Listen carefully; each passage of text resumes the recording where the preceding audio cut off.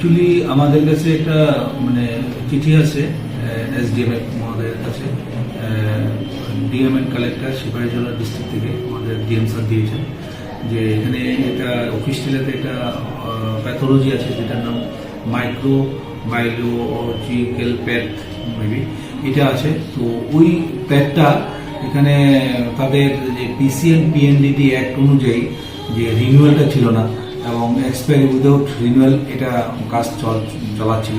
তো এবং এসডিএমকে তৎক্ষণাৎ ডিএম স্যার অর্ডার দেয় যেটাকে প্যাথোলজিটাকে বন্ধ করে দেওয়ার জন্য, কারণ যতক্ষণ পর্যন্ত রিনিউয়াল না থাকে ততক্ষণ পর্যন্ত কোনো প্যাথোলজিক্যাল ল্যাব কাজ করতে পারে না। এটা আমাদের ডিএম স্যার ইনস্ট্রাকশন মোতাবেক আমরা সেটাকে যাই ভিজিট করি। আমার সঙ্গে পুলিশ প্রশাসন ছিল এবং গিয়ে ওনাকে মালিকের থেকে ওনার কাগজপত্র চাই, উনি ঠিকভাবে দেখাতে পারেনি। তারপরে উনি স্বীকার করেছেন যে ওনার কাছে যে প্যাথোলজিক্যাল ল্যাবের যে লাইসেন্সটা রিনিউয়াল ছিল না, এটা ডিএম এর কাছে জমা দিয়েছে। তো অ্যাকর্ডিংলি আমরা ডিএম স্যারের যে অর্ডারটা সেই অর্ডারটা ক্যারি ফরওয়ার্ড করি এবং এটা তৎক্ষণাৎ এটা বন্ধ করে দিই।